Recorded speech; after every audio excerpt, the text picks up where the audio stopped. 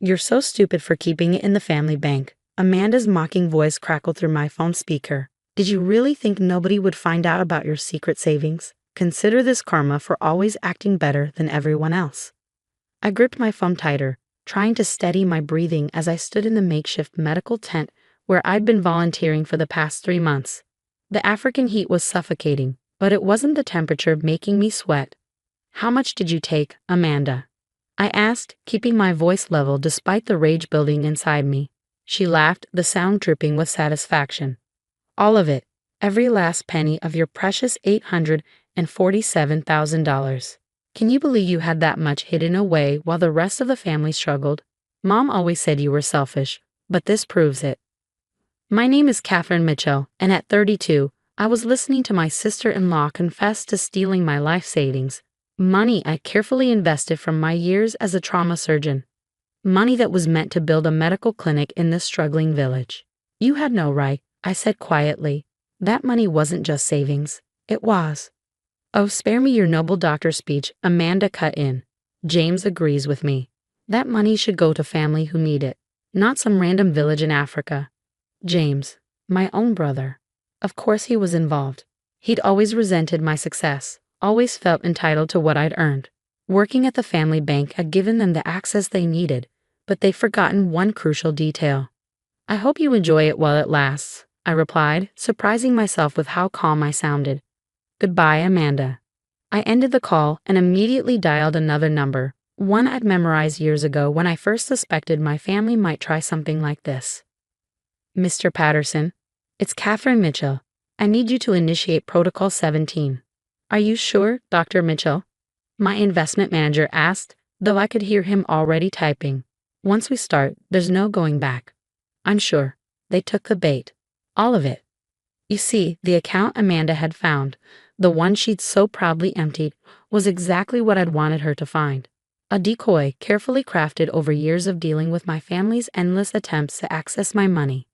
The real funds, the actual profits from my surgical career and investments, were safely diversified across multiple international accounts. The money Amanda stole, that was the trap I'd set after discovering James had been searching through my records at the family bank. I sat down on my cot, pulling out my laptop to check my email. Within minutes, Mr. Patterson's confirmation arrived, along with copies of all the transfer records showing exactly how Amanda and James had stolen the money.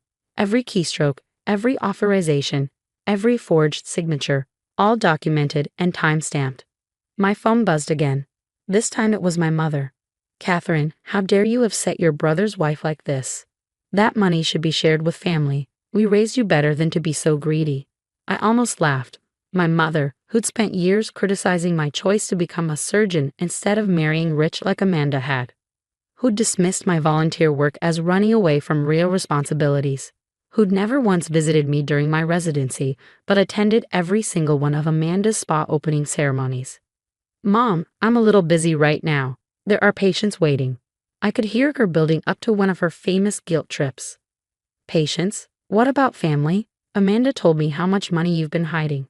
Nearly $1 million, while your brother can barely afford his mortgage. Maybe because he spent every penny on Amanda's designer shopping sprees and luxury cars, I thought but didn't say. I have to go, Mom, but you might want to warn James and Amanda. Investment fraud leaves quite a paper trail. I hung up before she could respond, turning back to my laptop where emails from Mr. Patterson continued to arrive. Everything was documented, every transaction tracked. The money they'd stolen wasn't just marked, it was evidence. My phone kept buzzing with texts from Amanda. You think you're so smart. James says you're bluffing. Nobody will believe you anyway. I forwarded each message to Mr. Patterson, adding to the growing file of evidence. Let them think they'd won. Let them celebrate their clever theft. They had no idea what was coming. A knock at the tent flap interrupted my thoughts. Dr. Mitchell, the supplies you ordered just arrived. I smiled, closing my laptop. The real medical supplies, purchased with my actual funds, had arrived right on schedule. While Amanda and James were probably already spending their stolen money, I was building something that would last. Perfect timing, I said, standing up. Let's get these unpacked. As I helped unload boxes of medical equipment, I thought about the letter that would arrive at the family bank tomorrow morning. The one detailing exactly how a senior bank employee and his wife had defrauded a client. Let them enjoy their victory for one more night. Sometimes the best revenge isn't immediate. Sometimes it's watching people celebrate their own downfall, too blinded by greed to see the trap they walked into. My phone buzzed one final time. A message from James. Amanda told you about the money. Don't bother trying to fight this. Family takes care of family.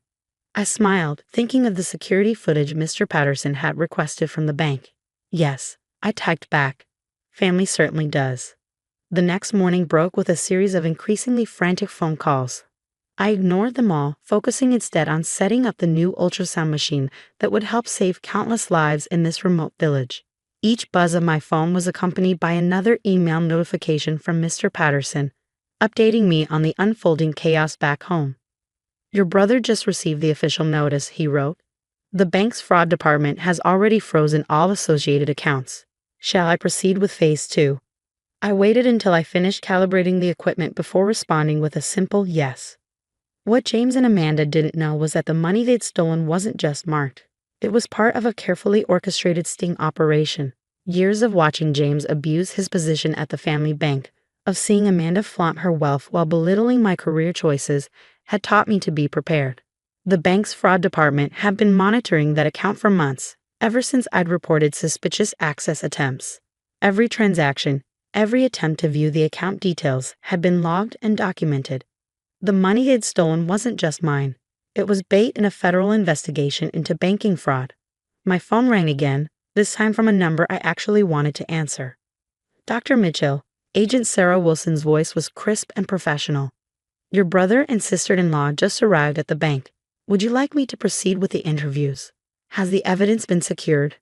Every document, security recording, and transaction record. They're not getting out of this one. I thought about all the times James had belittled my career choices, how Amanda had mocked my decision to work in underserved communities. Proceed, I said, and make sure my mother isn't allowed to interfere. As if on cue, my mother's number flashed across my screen again. This time I answered. How could you? She screamed before I could speak. James just called me from the bank. There are federal agents everywhere. Your own brother, Catherine. My own brother who stole nearly $1 million from me. I replied calmly, watching as my team unloaded more medical supplies. Or did that part slip your mind? He needed the money. Amanda's boutique is struggling, and they have appearances to maintain.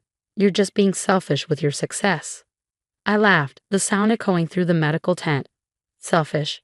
I'm building a medical clinic in a village that's never had one. What's Amanda doing with my money? Buying another designer handbag. That's different. She has a position to maintain in society. What would people think if she couldn't keep up appearances? What would people think when they learned she and James committed federal banking fraud? The silence on the other end was deafening. Finally, my mother spoke, her voice quieter but no less venomous. You've always been jealous of Amanda. Ever since James married her, you've resented how well she fits into our social circle. This is just spite. I thought about the children I treated yesterday, about the lives that would be saved with the clinic I was building. No, Mom, this is justice. And if you try to interfere, you'll be implicated too. The investigation shows James has been moving money from other accounts as well.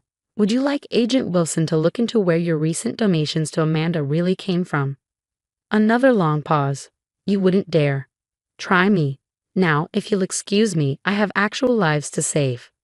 I hung up and turned to my laptop, where Mr. Patterson had sent another update. James and Amanda were being questioned separately. The initial audit showed they'd been skimming from other accounts too, using James's position to cover their tracks. The evidence was overwhelming. A text from Amanda popped up. You think you're so clever with your little trap, but you've just destroyed your brother's career.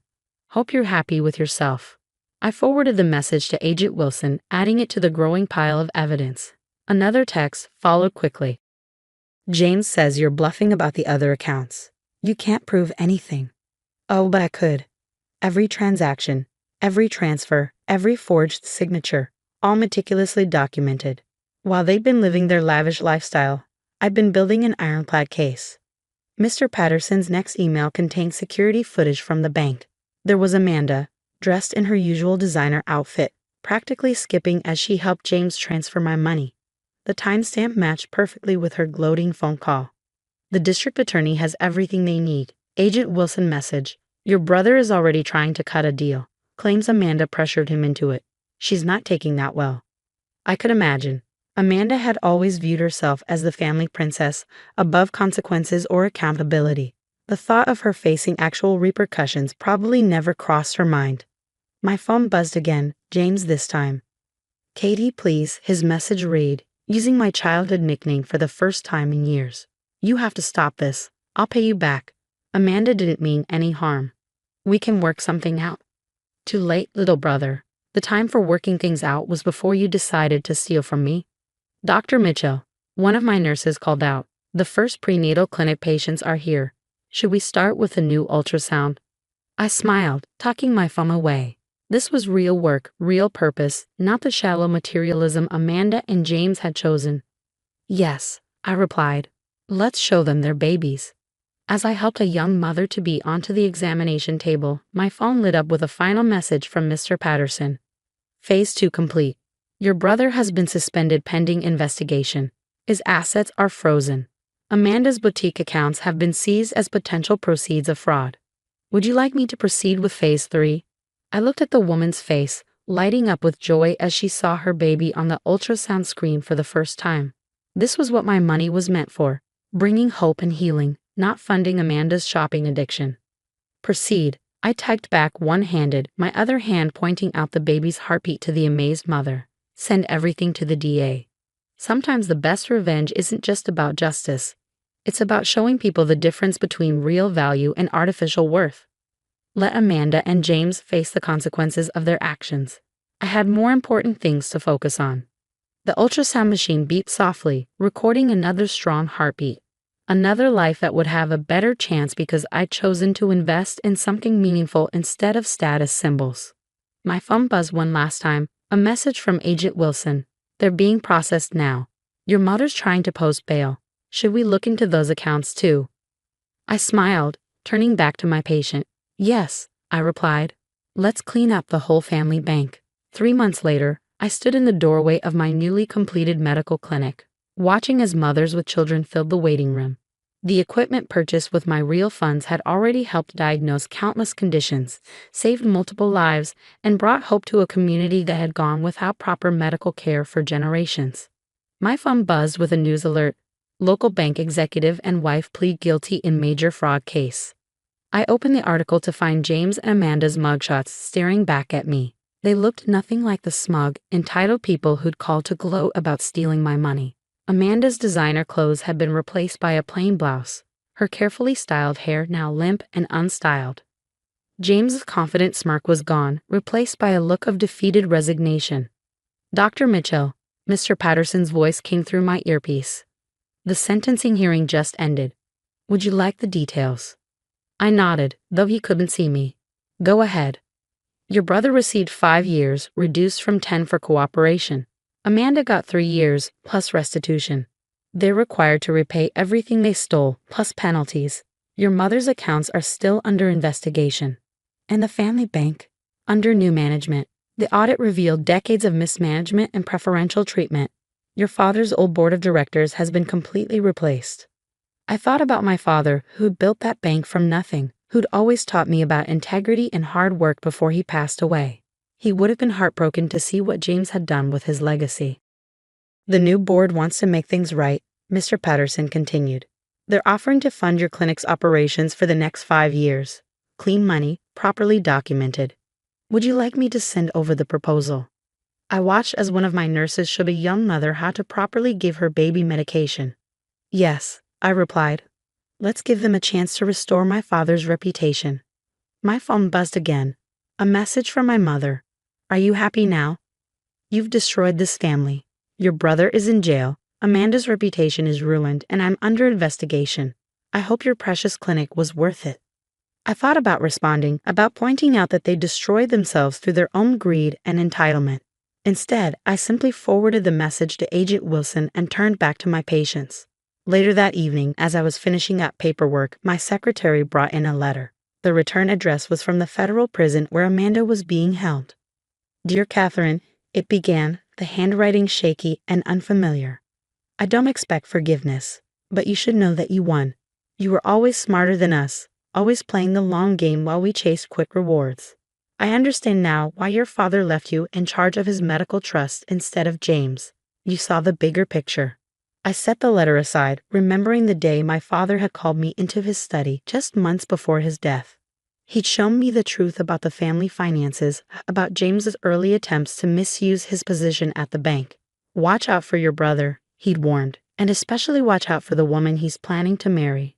They'll try to take everything if you let them. He'd helped me set up my separate accounts that day, taught me about creating paper trails and protecting assets. The decoy account that had trapped James and Amanda had been his idea. A lesson in patience and preparation. A knock at my office door interrupted my thoughts. One of my patients, an elderly woman who'd walked 3 miles to reach the clinic, stood there with tears in her eyes.